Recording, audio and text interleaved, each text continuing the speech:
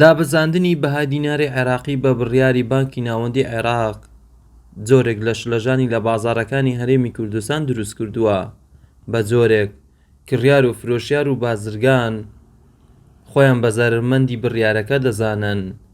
فرۆشتنی کەلوپەل بە ڕێژەی زیاتر لە 150 دابەزیوە. یعنی خەڵکێکە فەقیرە، خەڵکێکە زۆر فەقیرە، وەکی پێشتر نەمایە، ئیش و بازار وەکو پێشتر نەمایە، هەمووی کزبیە بەڕاستی وەڵڵا. دۆلار تەئسیری کردیە وەڵڵا، دۆلارەکە گران بیە و غراتەکەش بەحام گران بیە لەگە دۆلاریە. ئەوان دەینن خەڵک هەیە فەقیرە پێی ناکڕێ، دۆلار تەئسیرێکی کولی کردیە لە ناو بازارەکەی بڕکست کردیە. زۆربەی دوکاندار و خاوەن مارکێتەکان بە پێی نرخی دۆلار نرخی کاڵەکانیان بەرز کردوتەوە. دوکاندارێکیش دەڵێت نرخی زۆربەی کاڵەکانمان لەسەر بنەمای نرخی دۆلار زیاد کردووە.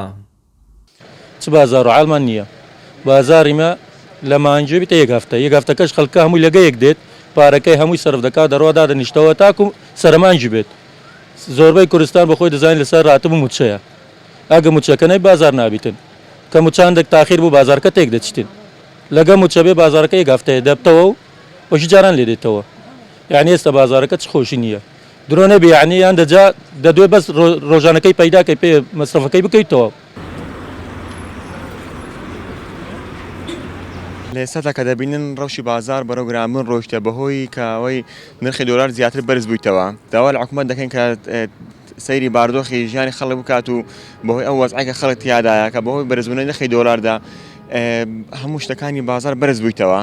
ژیانی خەڵک بە تایبەتی کاسبکاران کە لە ئێستا دەبین نرخی دۆلار بەرز بوویتەوە تەئسیرێکی زۆر زیادی لە کرێکاران کردو و کاسبکاران کردووە. بۆ پڕکردنەوەی بەشێک لە کورتهێنانی بودجەی ساڵی 2021 بانکی ناوەندی عێراق بەهای دیناری عێراقی بەرامبەر بە دۆلار بە ڕێژەی 120 دابەزاندووە. ئەمە ژوای کردووە ببێتە کێشە و گرفتێکی زۆر بۆ خەڵکی هەرێمی کوردستان. محەممەد جەلیل، کەناڵی بادینان، بەردەڕاش.